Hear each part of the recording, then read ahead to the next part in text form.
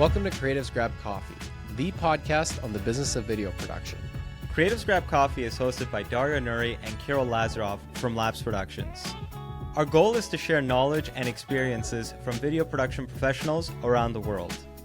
Whether you're a freelancer looking to start your own business or a seasoned business owner aiming to scale your company, this is the show for you. Join us as we develop a community of like-minded creatives looking to learn and help each other grow. Welcome to the business of video production. Welcome to Creatives Grab Coffee. Before we get started with the show, let's go over today's sponsors. Do you have a shoot in Toronto? Do you need crew or a strong production partner to help you with your project? Labs Productions is one of the top production companies in Toronto and your go-to video partner. With our strong creative skills and extensive network, we can help you achieve your goal. Labs Productions is able to offer you production services, white label services, or finder fees for project handoffs. Reach out to us on our website at labsproductions.com to learn more. My name is Miran. Welcome to Canada Film Equipment. We are a boutique rental house based in Toronto. We are here to help you guys out with all production sizes. Feel free to contact us to get a quote if you are a production house and you're looking for lighting, camera packages, or lighting and group fan packages. You can see our contact information in the link below. We are more than happy to help you guys out. Make sure you follow and subscribe to creativesgrabcoffee.com. Thank you.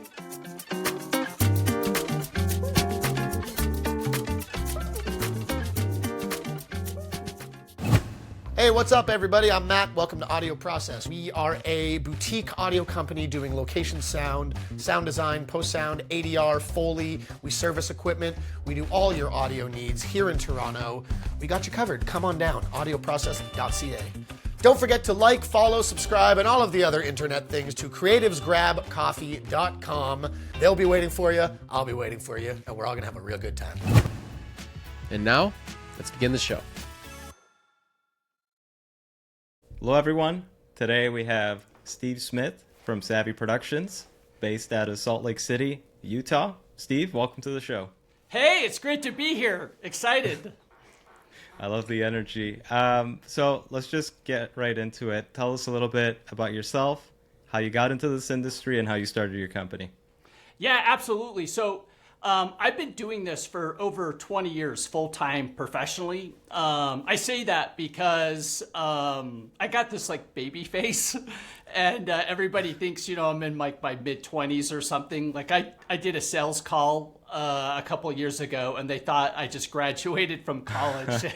And I was look pretty young. I was trying to get a job. I'm not a vampire, I promise. Just got that like baby face. But the reason I say that is because, I've been in the industry, long enough that I've seen the transition. Like I started out with beta SP tapes, and if it was a bigger, like higher budget project, we actually filmed it on film, transitioning, all the way to the industry today. So I've been around the block a few times, but I worked for a company for 13 years full time, where that's where I really got my start. And tried to buy the company. Things didn't work out. So I started Savvy Productions over 8 years ago. And Savvy Productions, we specialize in doing corporate sales and training videos and commercials. And like I said, we've been doing that for over 8 years. We've worked on some really cool projects. Interesting enough, we've kind of found this little niche for us where we actually kind of specialize in weird projects. And what I mean by that is like we've done like lots of props. Like for example, we did a commercial where we needed to have a Grim Reaper. So the Grim Reaper, the concept is for like click it or ticket. So it's like the Grim Reaper was trying to encourage people to drive without buckling up. Which in the United States, it's the law. You have to drive with your seatbelt on, but it's a problem with some people not doing it. So that's what these public service announcements were for. And of course, everybody says no to the Grim Reaper at the end, and the Grim Reaper gets mad and breaks stuff.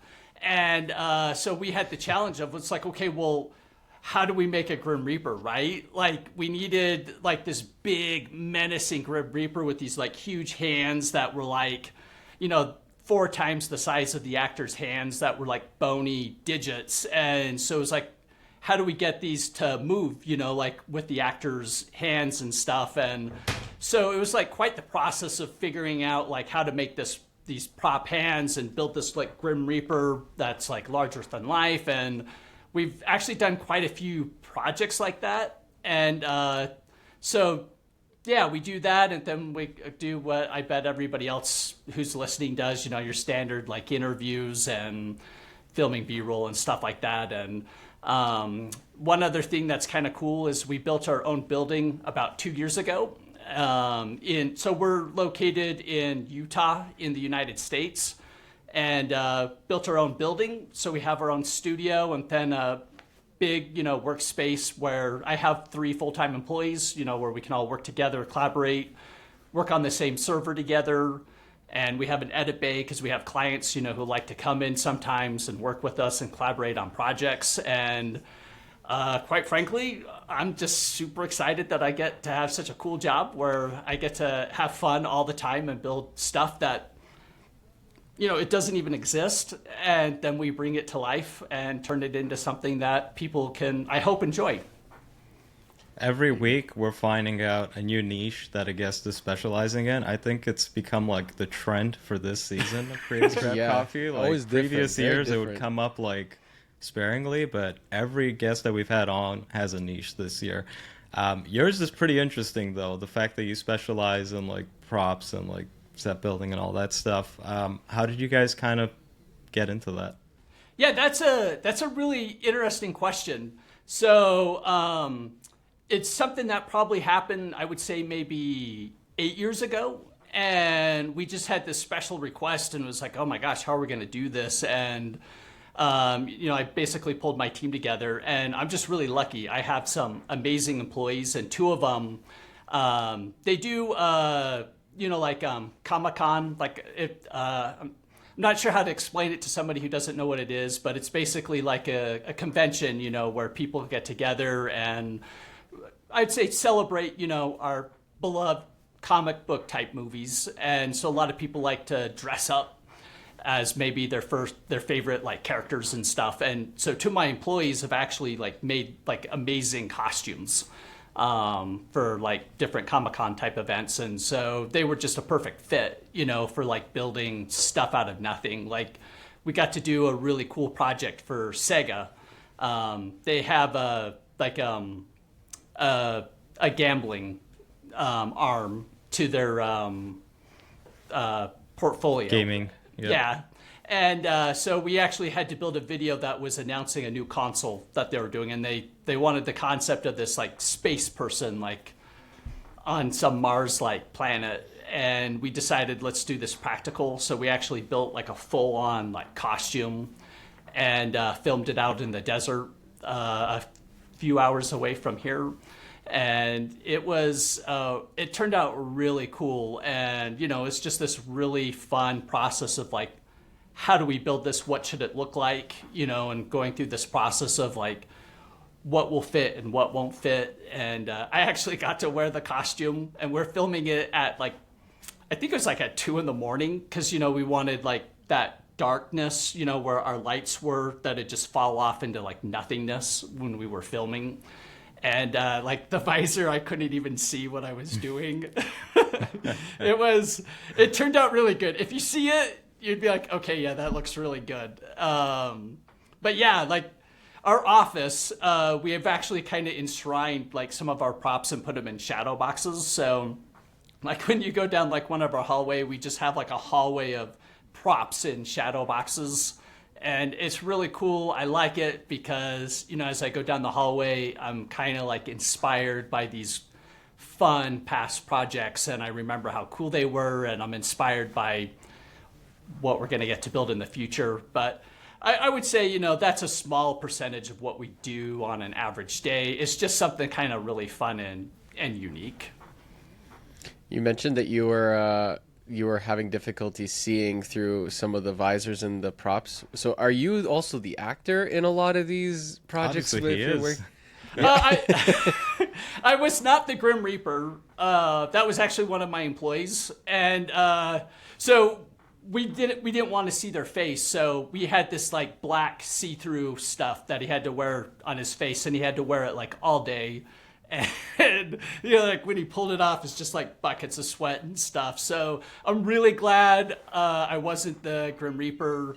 I was the space guy, just because I guess of lack of budget, and we were filming out in the middle of nowhere, so adding on an extra actor, we have to pay the actor, but then we're also going to have to pay for hotel and food and all those additional costs, and it was just kind of like, it just budget wise it just made sense. But I usually will try to always be on the other side of the camera. Right. You mentioned that you started in the props 8 years ago, pretty much around the same time that you started Savvy Productions. So when you started the business, obviously like you might have had like a certain idea of like the kind of projects or the kind of work you wanted to do. How did this early kind of opportunity to kind of jump into props kind of shift your thinking in terms of the direction of the business? Yeah, I really just kind of like landed into it. We had a client that had this vision for this really cool idea, and it was like a simple little prop. What it was, there's a restaurant chain called Sizzler. They have, it's like a steakhouse, but they have like a buffet element to it, where they have a salad bar and a dessert bar. And they wanted this ice cream cone, like how you serve yourself, like the soft serve, and you can like twirl up the cone. And they liked the idea of this like cone that was just like ridiculously high for this commercial. So it was like, okay, well, how do I make this? And then you just get on the internet, start researching, looking for ideas, and have some ideas that don't work out as you experiment, to see what does and does not work. And I think that's kind of just started it. And then, clients saw the prop and it's like, oh, well, what could we do, type of a thing. And it just kind of opened up, like, I'd say it opened up this idea with our clients that we really can do stuff beyond, your typical commercial, where we're just going to film some actors, delivering some dialogue, and maybe at most we're going to get, like a wardrobe or some props in the background that we're just going to buy at the store.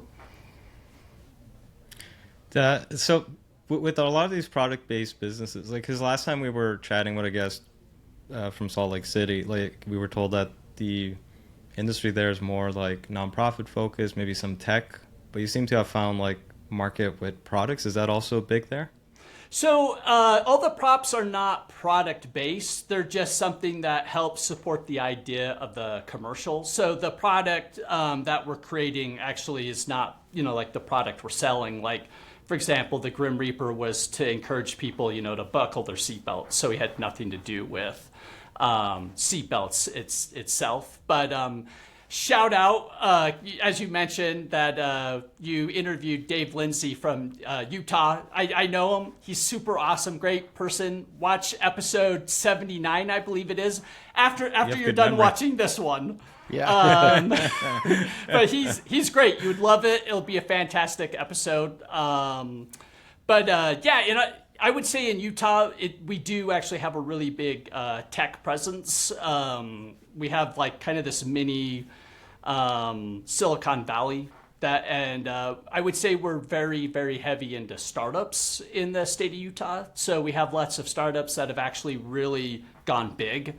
So that's like a big market. And then lots of good like government contracts, but of course you could probably get those anywhere in the United States. Like I would say it's a really good blend of, like, we have lots of, small companies that are thriving and big companies that are doing really well. And if somebody needs a video, to tell their story, we're hoping to be able to do that.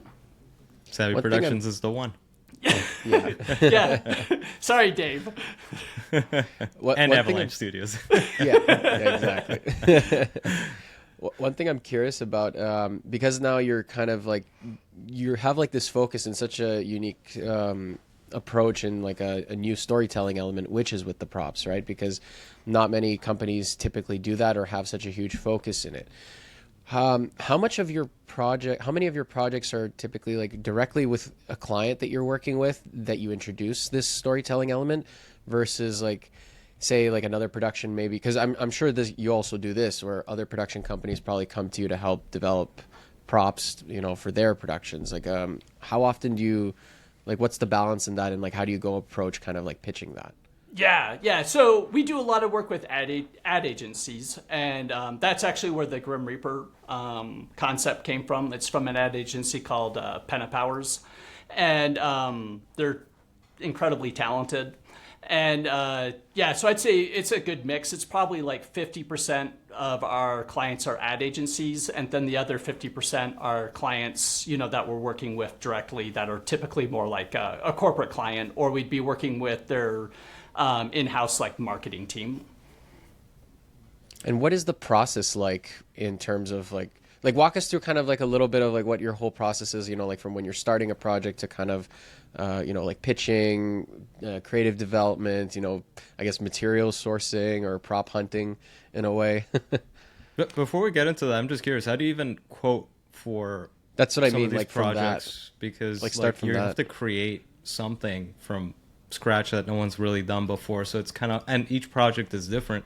So how do you kind of factor that into your quote? Yeah, so for me, like when we first like have a meeting with a client, it's very much a exploratory, process where we're basically just trying to figure out like what problem. Like, I mean, I'll always ask like, what is the big problem that you're trying to solve with this video? Because I mean, I've had meetings with people where video actually doesn't make sense, and it's maybe like, no, like you need to invest your money in getting a website or whatever. So we basically have a meeting where we'll basically just figure out like what they actually want and can we do this with a video and what would be the best way to do it. So in that process, we'll basically go through like different ways that we could tell their story. And, if a prop is involved in that, then, we'll bring up like these ideas and say, hey, what if we did this or what if we did that? And then we'll basically give our clients some options to choose from. And then what I like to do is when I basically try to, figure out a budget, I'll basically put together like a range. Like think of it like a car, right? Like, I mean, you could buy like a Toyota Camry, and even just that one car is going to have a range in price, right? Like if you have leather seats or, the cool rims or whatever, those are going to make the car cost more, even though it's the exact same car. And so I basically will budget or put together a bid that's actually in a range, and then I'll let the client decide. And, like if we're on the low end, then we're not going to be able to afford to do anything like that. If we're on the high end, then we'll be able to afford to, do a prop or whatever, or maybe even bring on, a bigger crew to like do more with filming or more in post-production or whatever. And so that range basically empowers, the client to decide what kind of money they want to spend and what is worth it for them. But how do you get, excuse me, how do you guesstimate like what the cost is going to be in terms of like building that prop? Because again, you mentioned a lot of times it's the first time you'll be doing it and you got to go do your research as well. So how do you go about that process? Yeah, it's always the first time. Like we've never gone back and built like a prop that's similar ever. So it's absolutely just one of those situations where I'll just pull my team together and go, hey, this is kind of what I'm thinking. And then like those two employees that I was talking about that are really handy at building incredible stuff, they'll just do some quick research, get an estimate on like materials and stuff, and then we'll just put together a guess. Like the spacesuit, we went like way over budget, like crazy over budget, and it happens, right? Like we're literally doing something we've never done before, and I just looked at it as now we got a cool spacesuit in our office. We actually built like a mannequin, so our spaceman is actually greeting people as they come and go out of the office. So Yeah, we went like way over budget on that one, but it's okay. We got a cool prop, in the office that looks awesome, and I think it makes like our space feel even more cool.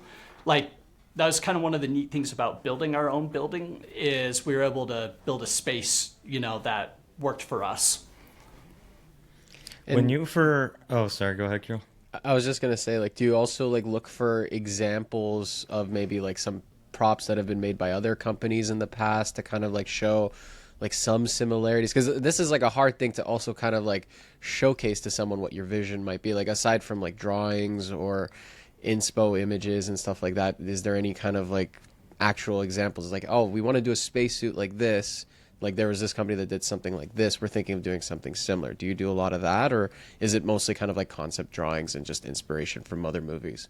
Yeah, mostly concept drawings or inspirations from other movies. But with the space outfit, that was easy because there are so many, different genres of movies that have different like space outfits. Because I should have pointed out, they wanted, like more like a, like a video game like Halo type spacesuit, not, your typical landing on the moon, Apollo type spacesuit.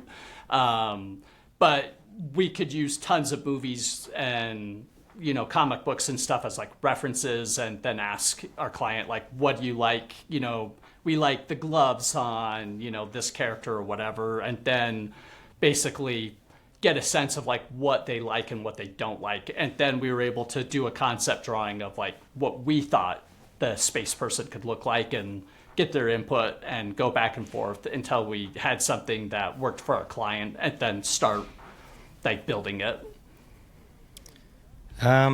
Let's go back in time a little bit. So you mentioned you were working at that first company for 13 years, right? Uh-huh. Yeah. So like what prompted you to kind of like, because then you said you wanted to buy it, you offered to buy it. Like what prompted you to go from, I'm assuming you worked your way up to producer, like what was the impetus that wanted you to become like an owner? Yeah, so I want to keep this like 100% positive. I don't want to paint like a negative picture of where I used to work. Like to me, it was a great experience. It was a great job. I enjoyed it, and I felt like I gained a lot of valuable skills there. But we did reach this point where I was just working an insane amount of hours. Like I think the last 3 years I worked, I put over 2 months worth of overtime in 1 year alone. And I was just like getting completely burned out. Like I was just fried. Like I was to the point where I was getting sick like every month. Like if we're going on a vacation with my family, it'd be like I'd have to put in like 2 weeks worth of work the week I was going to leave. And then when I'd get back, I'm putting in like the 2 weeks again, to get caught up. And I constantly expressed to my boss, like, this has to change. Like we had, I think like 3 employees, when I was there. And it's like, this work needs to get spread out amongst all of us. And it just never happened. Like basically all this work just always kept falling on my plate. So I was the person, that was always working like crazy overtime. And I basically told my boss, it's like, listen, I can't do this anymore. Like I need to be in control of my schedule because you're not willing to do it. And either you sell me the company or I leave. And I mentioned that after I landed. So I landed basically at that company's is the biggest budget we ever had in the history of the company for a commercial. So I kind of used that as my leverage, right? Like, look what I did. I can run this company type of a thing. And my boss was like, yeah, let's do this. And we negotiated for about a year and it just fell apart. I guess, it just was never meant to be. And my boss, I basically met with him. Like our last meeting where we were negotiating on the price and the logistics of turning the company over to me it was just a really bad meeting. Like it was not good, And so I talked to my boss and just said, hey, listen, that meeting was really bad. And he's like, yeah, I don't want to sell you the company anymore. And so it's like, okay, well, then like I said, if I can't run the company, I'm going to quit. at the time, I had zero plans on running my own business. I really thought this was going to happen. So I guess this was kind of my last play at leverage, right? Where I was hoping he was going to go, okay, no. Don't quit. I'll give you, percentage of the company. But it's like, no, good. See you later. Wow. So it was like, stuck to your guns. That's good. I don't. Yeah, it's like I don't got a plan. Like I honestly thought this was going to work out. So it was like Saturday, all of a sudden it's like I don't have a job. I don't have a plan. I just literally jumped off the cliff with no safety net, nothing. And it's like, what am I going to do? So I basically kind of got thrown into it. You know what I mean? Whereas like I had to sit down and go, what am I going to do? Like that first month, I lost like 10 pounds. Like I couldn't eat breakfast.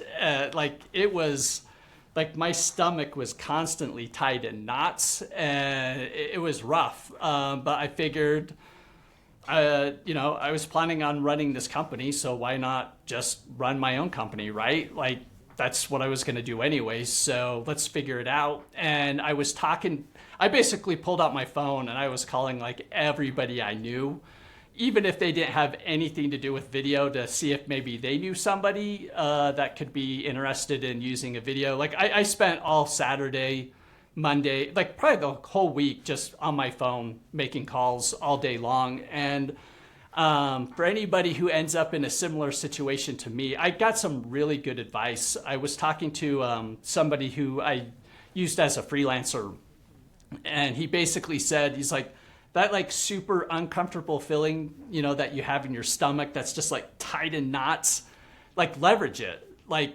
right now you're uncomfortable, and leverage it and use it to motivate you to make those phone calls and all those things that if you weren't, like right now, like I would say that probably most people in our industry, we're probably like, I'm a introvert. I bet most people are introverts. Like I don't like calling people. I don't like going to a business and just walking in unannounced. Like I hate it more than anything. But, I was able to take that fear and basically leverage it and motivate me to do these things that I absolutely hate, and turned it into an advantage. And, all those calls like paid off, and it worked out really nice because it was really cool. Because as I like talked to people, I heard constantly, along the lines of, hey, I don't go to that place to work with anybody other than you. You're the only reason I'm there. So I would like to continue to work with you. And so I was able to have like a couple clients from my past gig. And then I was able to round up some new ones that were old contacts that, just happened by making the phone calls and stuff. And I was able to kind of just have enough work to keep me, full-time working in my basement of my house. And over the course of 8 years, like I said, we basically jumped from like office to office as my team has expanded. And now we built our own building, and I couldn't be happier. It turned out really great. Yeah, and you had already like the skill set, yeah, right? The only thing you were really missing was just a business license. And really a plan, right? and a plan essentially, yeah. But it seems like you were kind of running things. If you were like the go-to guy for that company to the point where the offer to buy was even on the table, I would say you were the owner technically almost, right? Like you were filling in those shoes. So it seems like the next logical step for you was to start your own thing. And the transition seems like it was pretty smooth because, again, you were almost like the owner essentially, right? Yeah. Especially if some clients even went over to you after. That means that you were like the guy. Yeah, like my boss, like he would literally go on vacations for like over a month and just be gone. And I think he thought like the company just ran itself on autopilot or something. So I felt like he just didn't recognize that there was somebody there that was actually keeping everything going while he was gone. And so I kind of wonder if maybe that was why maybe it was not such a smooth, graceful exit, I guess. But yeah, I basically, I already, like you said, I was producing, editing. My background, I started as an editor, and I started on After Effects think it's like CS4, like not Creative Cloud or like 4. Creative Suite. Yeah, like this was in 1997. Is when I started using After Effects. So, I've been doing like After Effects, color grading, the whole like post-production like workflow for most of my career. And so it's just a natural transition into like producing, working with clients to make sure that their vision was basically created. The project was created in a way that they envisioned it being put together.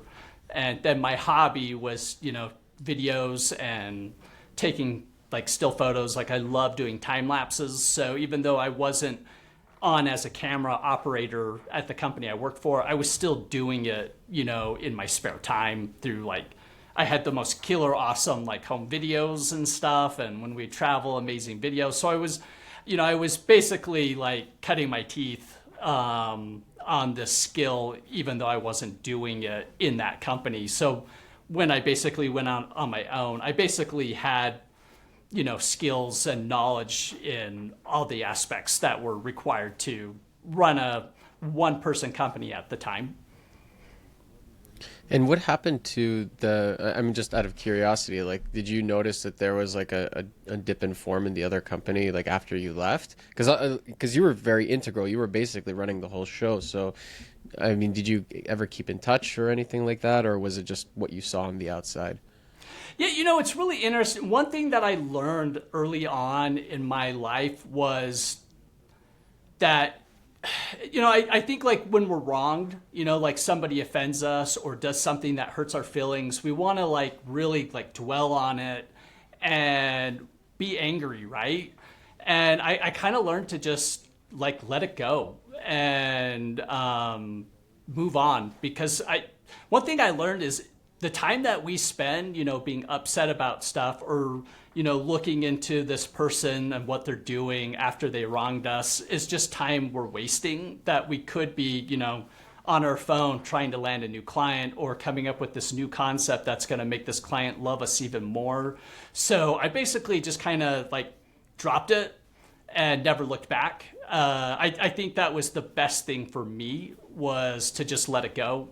Like I said, there were a lot of great things that happened with this company. So again, I don't want to paint like a negative picture. We just saw the world differently, and my boss didn't feel like I was the right fit for running his company. And it's his company. He built it from the ground up. So I feel like he deserves every right, to decide who he wants to run it. And so for me, it was just easier to move on, not look at it. But in a nutshell, though, things didn't go particularly well, and that worked out in my favor. I was able to hire somebody that worked at that company to work for me, and it was awesome for me because this person is incredible. They're super talented, and they are an amazing addition to my team. And I am so lucky, that I'm able to have them on my team. And I'm grateful for that. So I guess in a roundabout way, I'm answering your question and saying that that things didn't go. I think the way that they were hoping it would go, but things went really well for me, and I'm happy about that. Yeah, what do they that's say? a good Success attitude. is the best form of revenge, right? So. Yes. Yeah. No, it was definitely a good attitude that you had. It was I was more so just like curious about like how that business might have like potentially like moved past like losing the heart and like kind of workhorse and like the engine of I don't think they can of the usually, business. Kirill. There's another company I know of here in Toronto that was a similar situation, actually, like Of very course. identical situation. It was a wedding company, and I found out last year that they just crashed and burned when the main guy left, because it was like the same thing. And I think Exactly. the key thing there is that as a business owner, you can't just have someone come in and help you with the operations and the running of the company, and then just, it doesn't mean that you can just take a back seat and not care anymore, right? It's like, oh, that guy's running it, I don't have to worry about it. Because then what'll happen is, like it's your company. Like you got to make sure you're steering the ship. You can't have the second mate be the captain, otherwise then he's the captain. Then you can't get upset if he wants to be the captain, officially, right? So yeah, that was a bad business decision on his end for sure, to kind of let Steve be the one basically knowing everything about the business and he doesn't know much of it. That's why I was a bit curious about that, because it usually doesn't, as Daria mentioned, usually it doesn't work out like that. Maybe sometimes some people figure it out, but I think more often than not, it doesn't work there. But one thing. Yeah. Oh, sorry. Sorry, you were going to say? I was going to say, I agree with you 100%. And I think us as creatives, we need to remember that and go, like, because I think it's easy, right? Like if we have this client, that we're constantly getting work from, to maybe take them for granted. And I think to me, this is like that reminder that it's like, I can't take anybody for granted. Like I need to treat every job like it's my last job. And that I need to do I got to pull out all the stops, make the best video, do the best I can with the budget that I have to make every single one of my clients incredibly happy. And I feel like that it's a 5-star, experience, right? Every single time. And I think for me, this is kind of my journey in life. That is my reminder all the time to always put my best foot forward with every time I engage with my clients, and make sure that every video is the best video I can do. On that note, I guess because you had that experience getting into it, what are you doing to keep your employees in like a positive work environment? I do think that a lot. I've worked at multiple places, and I've been able to take like what I do and do not like at those companies, and I was able to roll them into the company that I work for. I like me personally, I love to create. Like I honestly think this job's fun. Like I could work like a 14-hour day, and I do, and it feels like a couple hours to me, just because I think this job is fun. So I think one thing that's important is that we constantly have jobs that are because we all have jobs, right? That are they're just there to pay the bills, right? Like we all have those jobs where we're like, okay, just got to pay the bills. I think as long as we have a good balance of those really fun jobs, like with the Grim Reaper and stuff that are something new and challenging our creativity, really make us feel fulfilled in our jobs. I think that's the most important thing, is to be fulfilled in like what we're doing and to feel like I have a cool job. So I think one thing that is really important for me is when I meet with clients is that I'm really trying to push our clients into doing something that really stands out and looks cool and will make them stand out and will make my team feel like they're doing something that's really fulfilling. And then like other things, like I said, I have employees, is we do stuff together, like go out to lunch or have a barbecue. We have a barbecue in our studio. So, we'll do different activities and hang out. And I think by, like creating that like environment where we're more than just people who work together, but we, are friends on a certain level. And then I think another thing is, like I said, we built a building. We created like this really like, I would say it's, like this really hip creative space where when you walk in, it feels cool. Like this is a cool place to be. We don't have the boring, like white walls and stuff. It's like, if I could take my camera up and walk you around, I think you would see that it's a pretty cool space where we had like fun props all over the office and stuff that just looks fun and inspires you to like want to do creative work. I think those are kind of like some of the things that to me makes this like a fun place to work. And you mentioned, so in our industry, a lot of production companies, one of our goals is obviously to have our own creative spaces, our own studios that we can, it's like a little playground to create the projects that we want to do, right? And you've basically kind of taken that to the next level where you basically created your space from scratch. Like, how did you go about like the whole process, like business wise, to kind of like think to yourself, I'm going to build a building for me to create a space? Because most most companies would either rent out spaces or offices and then just kind of like adjust it to the way they need to, whereas you started from scratch. Like, walk us through that whole process. Yeah, I would say building your own building is really stupid. as somebody who's like now gone through the whole process, it's a nightmare. But I would do it again. The reason we did it, so like I said, I started out in my basement. And then when I was able to grow, big enough to hire one employee, I rented like a creative suite that was like a single office, but it was a really big single office that we could put in 2 desks. And then, we hit the point where I was able to bring on another full-time employee. So now we had 3 desks crammed in this like creative suite. So it's like, okay, we need to find a bigger office. So I found an office down the street that was it was the opposite of inspirational. I would categorize it as like a college dorm, with like the ugly white walls everywhere and the trim was done wrong, but it was cheap. So it worked out really well. And then I was able to bring on another employee. So we had enough space for 4 people. We had a spare office. So we turned that office into like our green screen room. Like we had like, the portable like cloth green screen. And it was nuts because like to film in there like a single person, we had to put the camera like right up against the wall. Like, how you can bend the tripod so it's kind of like, so your 2 legs are like straight up and then the one's like, so it's like literally like up against the wall to give us like the most room. It was a tight space. Getting 3 inches. It was not ideal, but it worked for us at the time, right? And it was like, okay, we need to move. We need to get into like a permanent home. And so we started looking for spaces that we could basically buy like an existing building around town. And after like 6 months, it's just like, there is nothing here that works for me.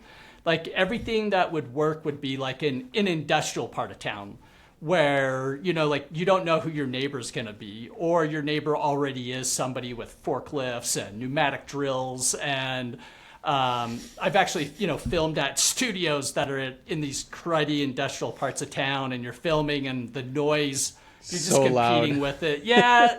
So it's like, I don't want to be in that area. I want to be in a more like commercial area where my neighbors are quiet.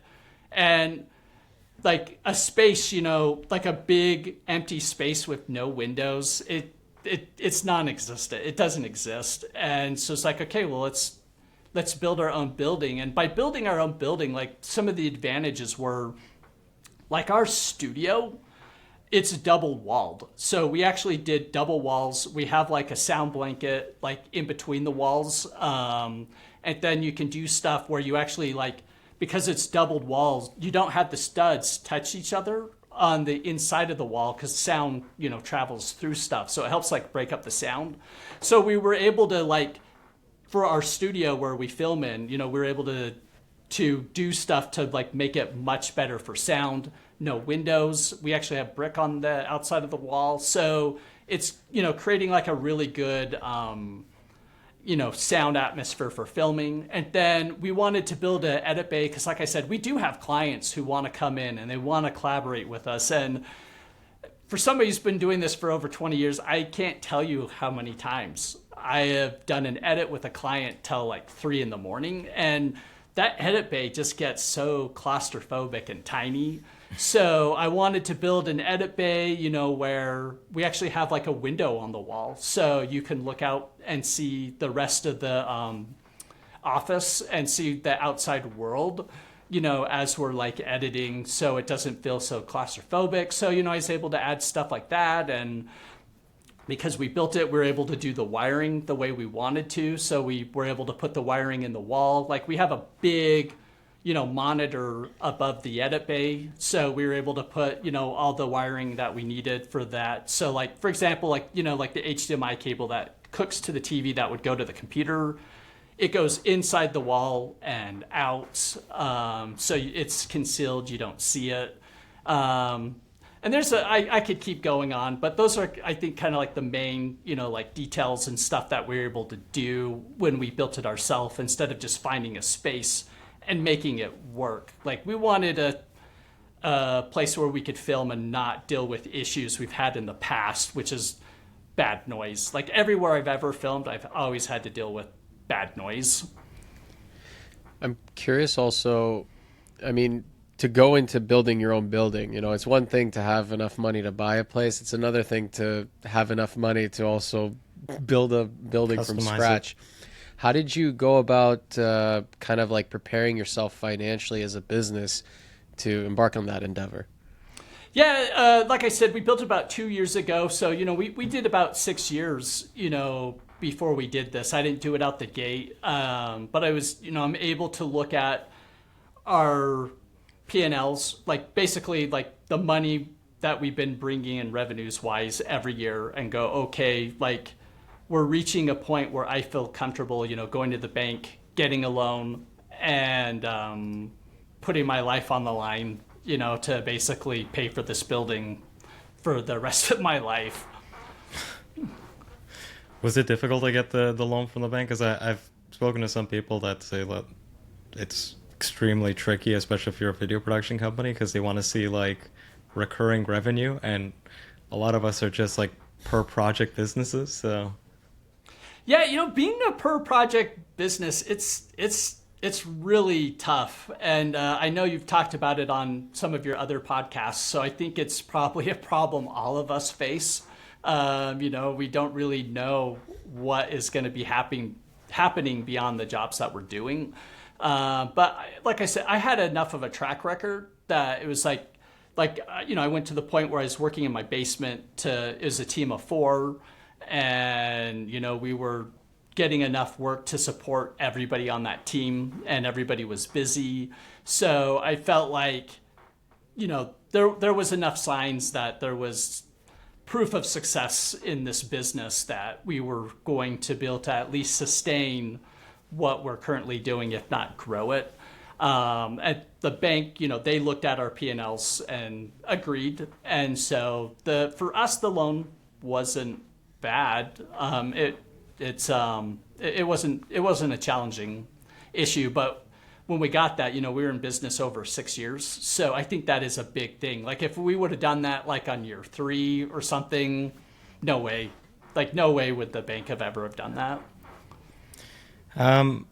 one thing I'm curious about is because it seems like as soon as you left and you started your business, you were kind of doing pretty well in terms of work, and I guess it continued.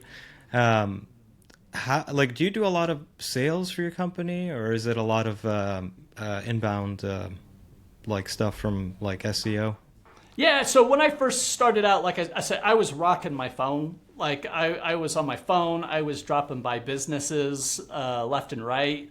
Like I mentioned, I'm an introvert. I hate that more than anything. So now that things have kind of stabilized, I don't do that as much as I guess I should be doing.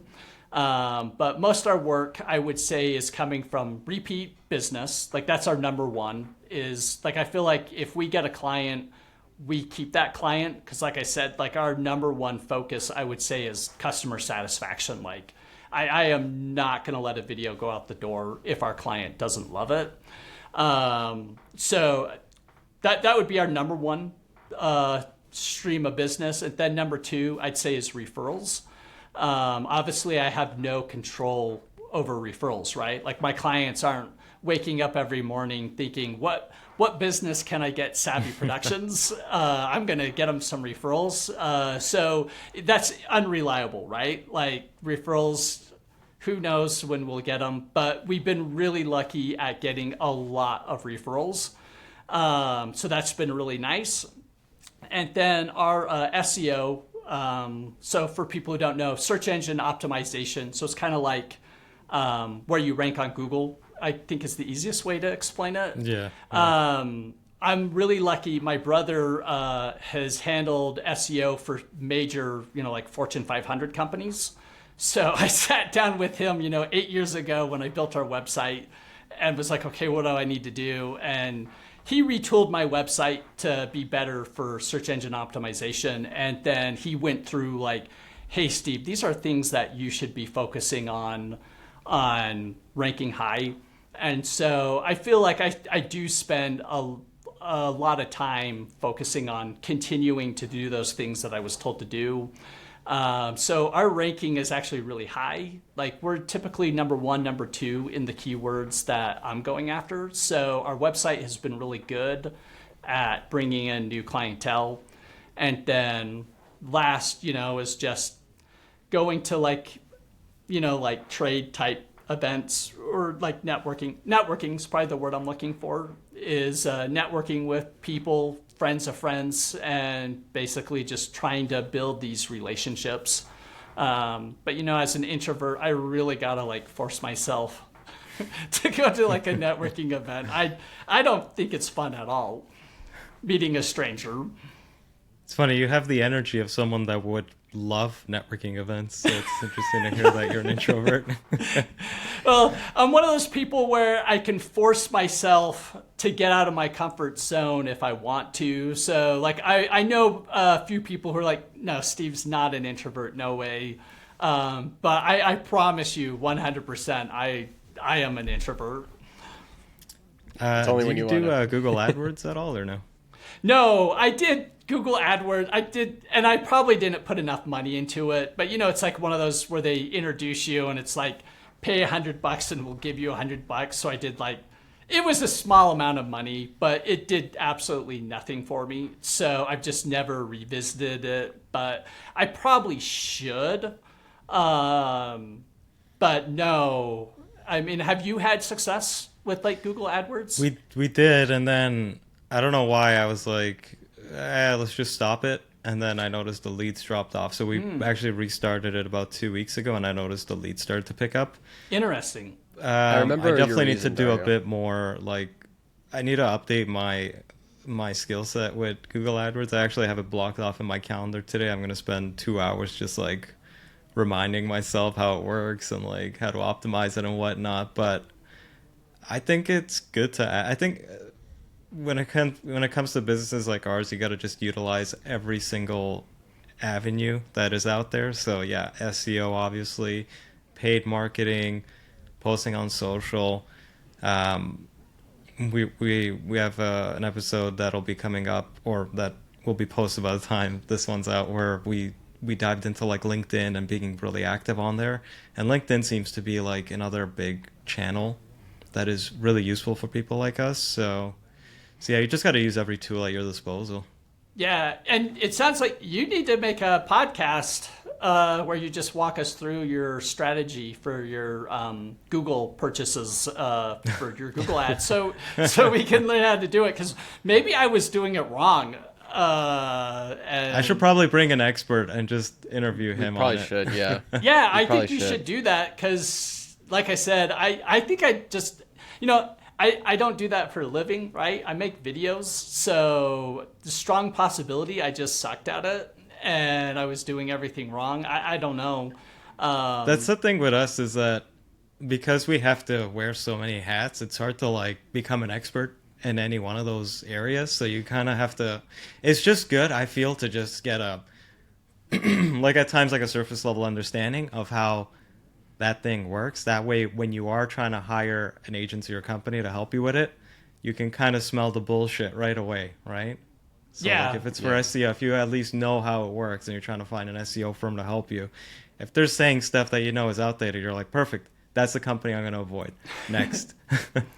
I remember actually, Dario, why you wanted to kind of stop us doing the Google ads at one point was because your argument was we don't want to become too reliant on that avenue, where it's like if you stop paying for Google ads, then all of a sudden no leads will come through, and then we could focus on more like SEO type stuff. I remember that was a bit of the reasoning, but you just mentioned though, like once we stopped that old reasoning, old reasoning, yeah. But then, like you said, naive once thinking.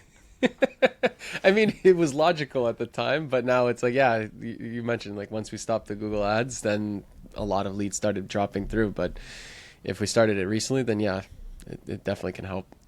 Well, I think that's smart. Like that's our creative process, right? Like a lot of times when we're challenged to build a video, sometimes, like I said, I do like lots of motion graphics and editing and stuff, and I'll do a pass, and it's like, you know what, this isn't what I thought was going to work isn't going to work. And so I'm going to like try some different things out. Or maybe like when I was listening to music, I'm like, this is the right song. But then when I put it in with the interviews, it's not.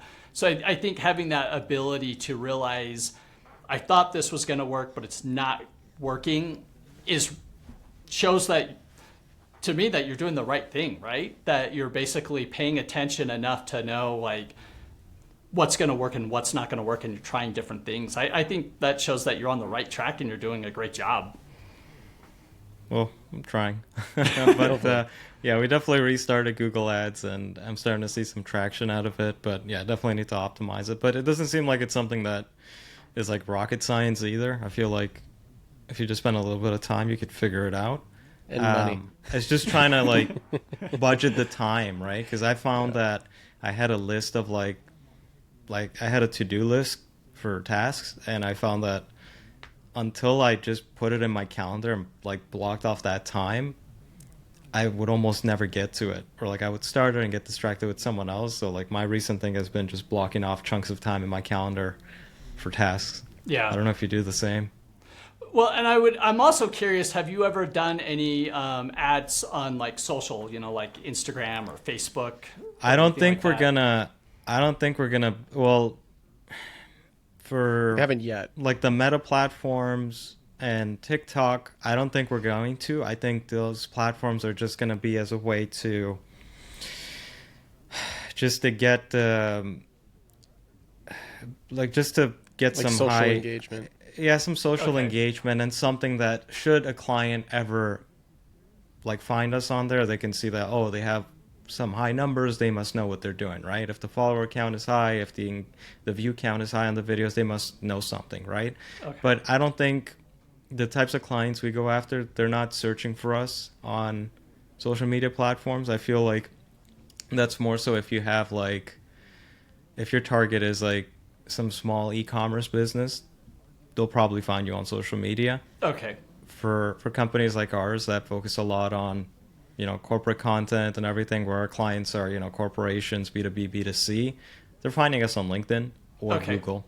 That's the truth of the matter. I don't think because you got to think about it from their point of view. They're at work. They're not going to go on TikTok to find someone. They don't want to get caught looking on social. It's like, no, I'm looking for other video production vendors. I think those sites might even be blocked at their workplaces. That's Who knows, true. right? I'm working. Yeah. Meanwhile, you're watching like dog videos on TikTok. It's like, no. After this, I'll go find their Labs portfolio.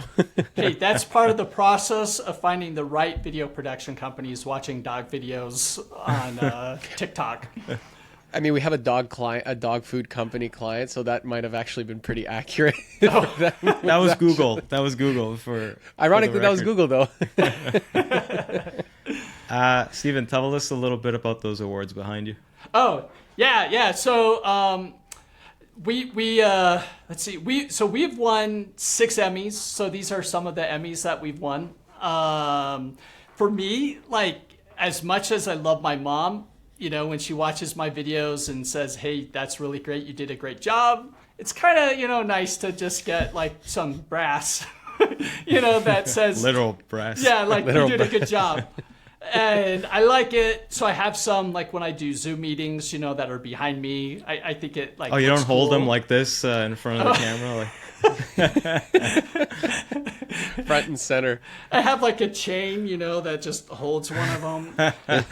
But I would say we're big into awards. Like we've won like a bunch of Telly awards and other awards. And I know this is like a controversial topic. Like I know there's a lot of people who are like, it's buying, like you'll hear the term like all the time, like, dude, you're just like buying awards. And I think there's, like an element of truth to that. But I think for everybody who has that attitude, you are missing the boat. I'm just letting you know that you are missing the boat, okay? Like these, like when you're talking about like, client marketing, I think these are like worth their weight in, your ad spend. In brass, yeah. Yeah, because like when you walk into our office, we have like trophies, like they're just everywhere, all over the office. So right when you walk through the door, you just see lots of awards. And like when we have somebody who's meeting us for the first time, and they're filling us out to see if we'd be a good fit. I think like instantly these trophies tell them like, hey, these people are legit. There are people outside of, their parents who are basically saying like, yeah, you do a good job. These people are legit. And so I think, everybody who has that attitude, like you're buying awards, they're dumb. Maybe you should just reconsider and go, what can these get me? And to me, it's like, that's a big thing that they can get you, is just like instant, like showing that you're, a legit business. And then I think the other big thing that they're good for is I'll always buy a duplicate and go over to my client and present them, with this trophy, and clients go crazy for it. Like they love it. They're like, oh my gosh, this is amazing. And to me, it's like, what an incredible client retention tool, to be able to give them like this really cool trophy. Like, for people who are not familiar, like the Telly Awards, they're like, a trophy for like more like corporate videos and like commercials. So more like stuff that's in the space we do the majority of our work for. They're heavy. Like they're these big, heavy trophies. And so when the client, like holds them in their hand, it gives them like this validation, right? Like I picked the right production company to make this video. This trophy says so. Emmys, that's broadcast only. So a good chunk of the work we do is corporate. So they don't even qualify, to even compete for those. But I think awards, like I said, if anybody listening to this poo-poos awards and like they're getting all angry right now just hearing like what I say, I would encourage you to just rethink your strategy and go, what can these do, to benefit me? I used to be one of those people until we did episode 89 with Al Dente Entertainment, and he completely converted me on it, and he brought up the same stuff that you did about how it's a great client retention tool, and it's really for the client at the end of the day to show them like the hard work they also did and the results. I used to think it's like, oh, you just buy it. It's all a scam, like they just want your money. But I never thought about it in that light, and it's a really good point you bring up, and I didn't even know you could buy a duplicate. That's great, because then you can give one to the client. Yeah, absolutely. Buy a duplicate, and it's getting ridiculous. Like the price on the Telly Awards is just insane. Like, so I do understand, why people like it's like buying an award, because it's not cheap. Like a Telly Award. Like the cost of entry, then you got to buy your award, right, to put in your office, and then you got to buy your client award. Crud. I swear, like a trophy's now like $200. So it's just ridiculous. Like it's expensive. It's not terrible. I thought you were gonna say 1,000. Yeah. But I mean, if it retains your client to get at least another video project out of it, it ends up being worth it in the end. It's like right? a $200 discount on a video, basically, that you're there doing. You go. That's the right way to look at it. And like having that same attitude of looking at it as like a marketing tool and like a promotional tool. It's like, you're gonna have to spend money on Google ads and other marketing aspects anyway. This is just another way of doing it, and another avenue to kind of like put your money into it. So it definitely opens up possibilities a little bit more than you would otherwise, right?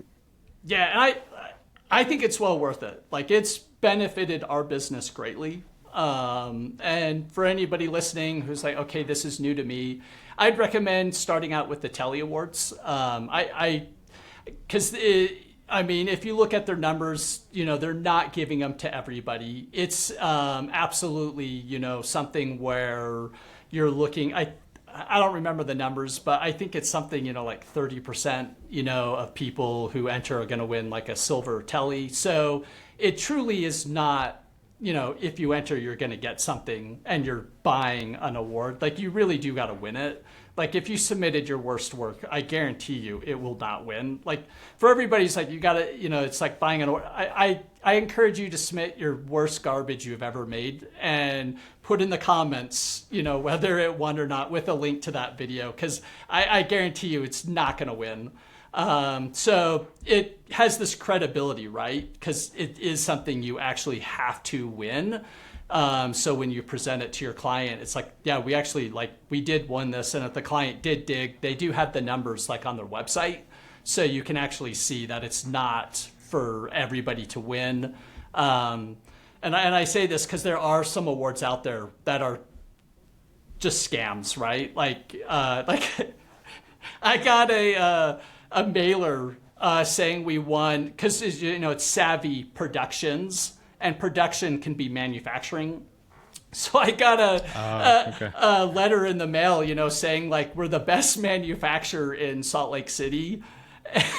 And buy this trophy, type of a thing. And it's like, yeah, okay. So I mean, there's scams out there, right, where it truly is, you just pay money and you're gonna win an award, which is why I would recommend starting with the Telly Awards, where it is a competition, so there is credibility there. And then for us, it was always a dream of mine to win an Emmy, but I was never in that league, right? It was just out of my grasp. And once I started Savvy Productions, I was actually able to get better jobs that had better budgets. And because I was pitching the jobs, I felt like there was a higher level of imagination and creativity in what we were doing, that we were able to do stuff that kind of stood out a lot more than what I was doing in the past. And so the first time we won an Emmy, I was jumping up and down in excitement. It was really exciting and a big deal. And I think about that, my client was, that times 10, when they found out the good news. How much does it cost to get a duplicate Emmy? Yeah, the Emmys is even more. I think it was $350. That's still not bad. Yeah, I don't know. It was a lot of money, but again, absolutely is well worth it. Yeah. I would never, if I had a time machine and I could travel back in time, I would never ever not submit, these things I did. And to me, it was well worth it. I think everybody should stop looking at them as an attaboy for yourself and just start looking at them as it's marketing, right? It's just another piece of marketing material that you can have for your company. But again, if you're sitting here and going, Steve's full of crap, he's stupid, he's buying awards, I think that's great, because at the end of the day, everybody listening to this is technically my competitor, right? So if you don't want that competitive advantage and you're letting me have it over you, that's great. That'll just make me look better when we compete for a job. Nice. I like it. We're getting close to the end, so let's just ask the final two questions, which is what do you see as your vision for your company going forward? Because you've already achieved so much. You got your Emmy, got all those tellies. What do you want to do next? I want to pay off our building. But I have lots of ideas that we're kind of exploring. So we're not quite there yet. So I guess I don't really want to talk about my ideas that I haven't actually done. Knowing me, some of them will happen, some of them won't. But we're definitely, I'd say something about me is I'm always looking forward. I'm never looking backwards. So for me, it's always about, like I said, treating our clients with the utmost respect, because we don't know if this is our last interaction with them. So to me, it's always looking forward, what can we do to grow our company and what we can do to get even better, higher budget jobs. I mean, I think that's everybody's dream, right? Is getting those bigger, better jobs. And then we're also navigating the challenges of AI. What is AI going to look like 10 years from now or 5 years from now? How can we leverage it right now? We're already doing stuff with AI that is making us better and able to do stuff cheaper than we would have been able to do in the past. So it's like one of those things, right? Like, is this going to put me out of a job? Or is this going to become a tool that's going to make me able to do even cooler stuff? So I think that's kind of a big part of our future is like, what's the industry going to look like? Like, I went through transitioning from tape to digital, and I know a lot of people, they weren't able to make that transition, you know, like from film to video. I know people who just, they couldn't do it. And so it's like one of those things where it's like, where are we going to be? And I don't want to be one of those people who gets lost and left behind because I didn't want to look forward. Do you think the AI, the era that'll be arrived, that, you know, has arrived already, do you think it'll be like an easy transition if you're, you know, type of person that could easily switch from like tape to digital? I hope so. Like, if you haven't seen it, you should watch it. On Disney Plus, there's a documentary series. I think there's like eight episodes, but it's for Industrial Light and Magic, who, for people who don't know, like, that's George Lucas's company, you know, that did all the amazing practical effects on every movie we loved in the 80s, right? And it's really interesting because it goes through the history of the company, and they hit this point, right, where Jurassic Park, there were people who wanted to use computers, you know, to create dinosaurs. And there was this feeling in the company that, no, we do practical things, right? Like, we are going, like, they were actually planning on doing all the dinosaurs, you know, like with the clay models or whatever it is, you know, where they animate them like frame by frame. Like, they were already in the process of doing that. And one of the problems with stop motion is there's no motion blur.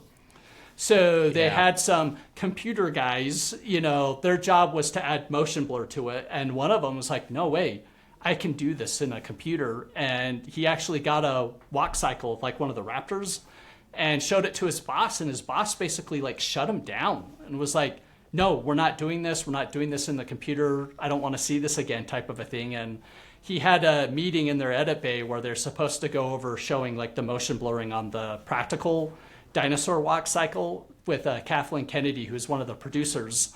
And he strategically had a monitor on his desk that had the computer walk cycle playing in loop. So she could not like miss it.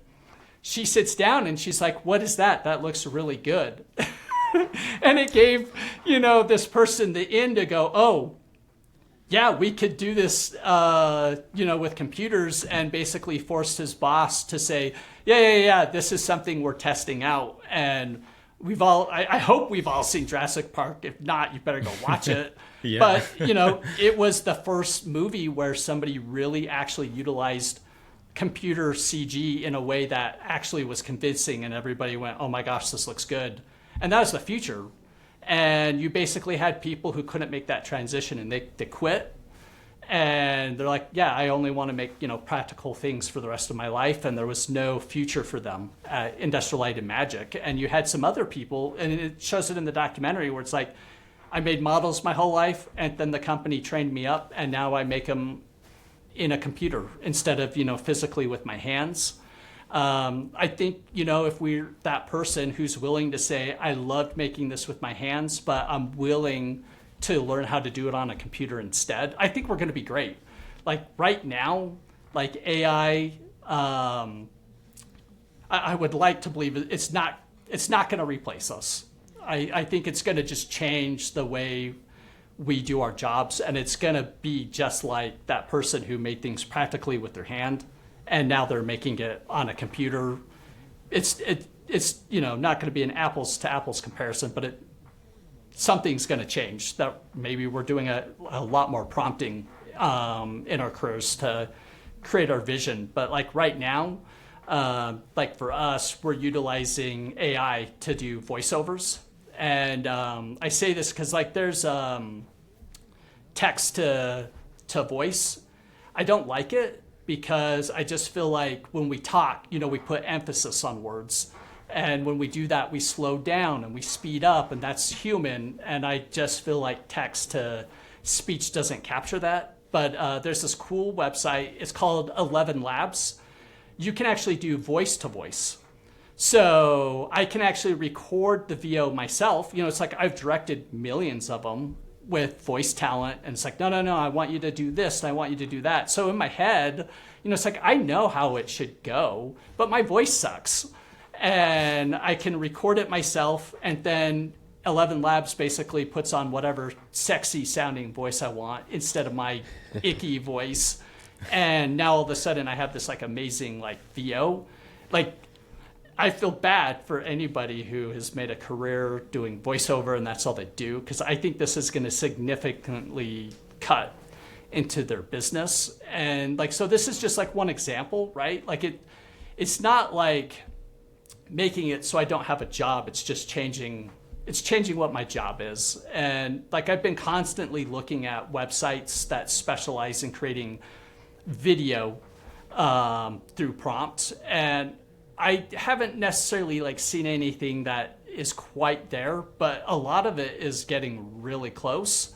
And I think, it's gonna be part of our daily lives in the next couple of years.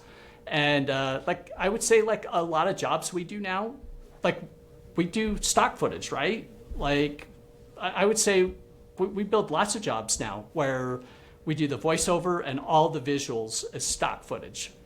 And I think, there's going to become this time where this is just going to be like another better stock footage library for us to access. So I think if anybody should feel safe, it should be a wedding videographer, right? Which we don't do.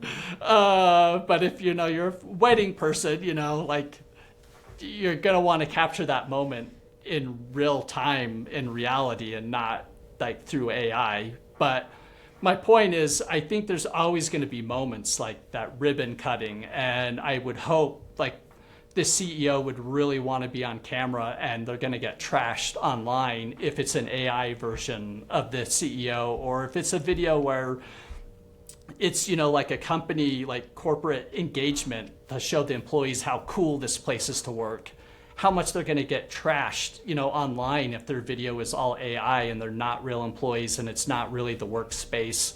So I think no matter what, there's still going to be situations, that basically present itself that need to be filmed in real life. And then there's going to be ones where now we have access to hopefully an even better stock footage library. I mean, every time I go for stock, it's like, well, that's not exactly what I wanted, but it's good enough.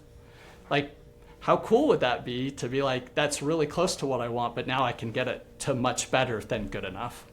So I don't know, like, right? We're all guessing, like, and I think that's one of the challenges is it's easy to imagine this world where I just type in ChatGPT, make me the most banger cool corporate video, and then I sit back and listen to your podcast, and an hour later, I got this amazing like video that's fully edited, color corrected, done for me. And I just don't see that world ever happening in my lifetime, because there's so much more that goes into making a video, right? Like just that exploratory process of figuring out like what is the best way to present that message is something that I feel like when we meet with our clients, they just don't fully have it figured out. And that's a big part of the process, is figuring it out. And with that step missing, you're not going to be able to have that video that people like you would create.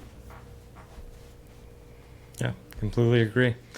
I'm sure we want to ask the last question. Yeah, and as tradition with the show, one of the last questions we ask is, how did you come up with the name Savvy Productions? Okay, this is crazy. So, like I said, I started this business 8 years ago, and I decided the company name had to be in the URL. Like, that was really important to me. So I made a list of 50 names. I'm like, yeah, these are all, ranging from this is a really cool name to it's an okay name. And I got onto a website that would tell you if you could buy the URL or not. And all 50 names, none of them were available. So it's like, okay. So then I added a hyphen, because all of them, were like Savvy Productions. So it's like, well, let's put a hyphen between Savvy and Productions. So I did that with all 50 names. I'm serious, all 50 of them. Only 2 of them were available. And I like Savvy Productions. That was like one of my top favorites. And then the other one was like one of the bottom ones. I don't even remember what it was. Something dumb. So it's like, okay, well, let's do Savvy Productions. So we bought Savvy-Productions. And explaining to somebody what a hyphen is and that it's not like a dash is a nightmare over the phone, or it's awful. Like, it's terrible. So I looked into buying savvyproductions.com from the person who owned it. And I reached out to him via text and email and said, hey, because they weren't using it. And it's like, hey, I would like to buy this from you. And I've heard horror stories, where people pay like hundreds of thousands of dollars to buy a URL. So I was like, I can't afford that. Hopefully, we can find some middle ground and they'll sell it to me for a better price. And never responded to any of my text messages or emails, and they just ghosted me. And so you can put like a watch, like pay attention to this URL and see if it basically doesn't get renewed.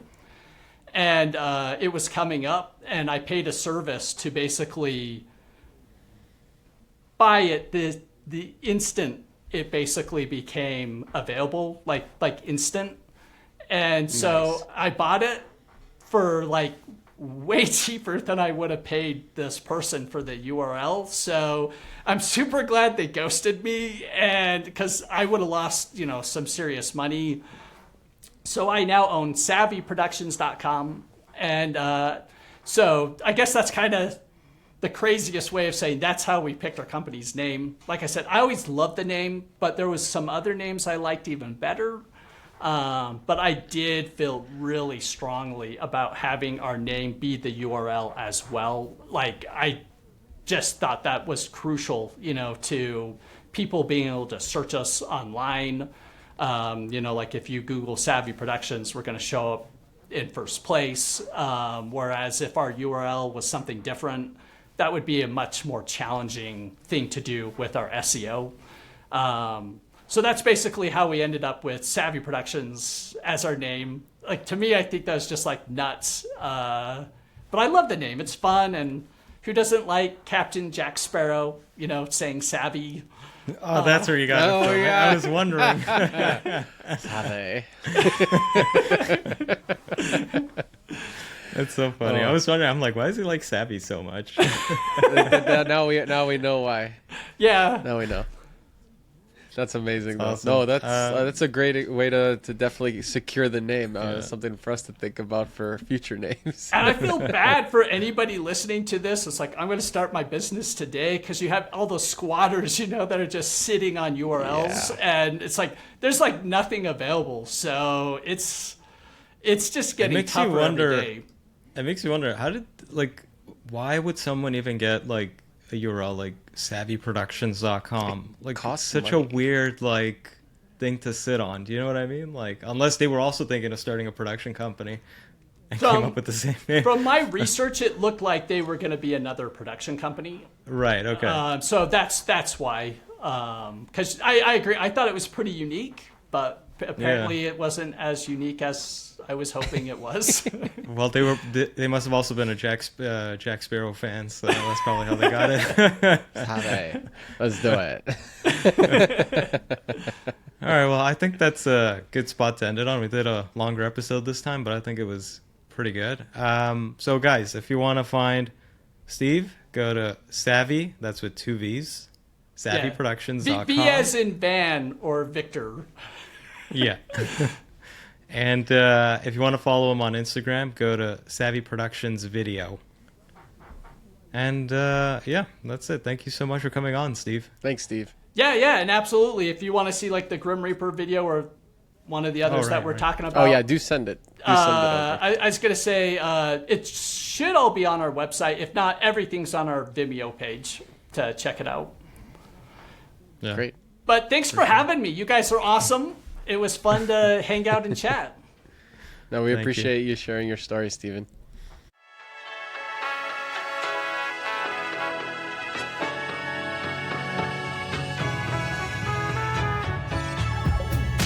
Thanks for listening to this episode of Creatives Grab Coffee. Please make sure to follow and engage with us on Instagram, TikTok, LinkedIn, YouTube, and your favorite podcast app. Creatives Grab Coffee is created by Labs Productions, a video production company based in Toronto, Canada. Creatives Grab Coffee is also sponsored by... My name is Miran. Welcome to Canada Film Equipment. We are a boutique rental house based in Toronto.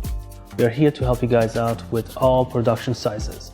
Feel free to contact us to get a quote if you are a production house and you're looking for lighting, camera packages, or lighting and grid band packages. You can see our contact information in the link below. We are more than happy to help you guys out. Make sure you follow and subscribe to creativesgrabcoffee.com. Thank you.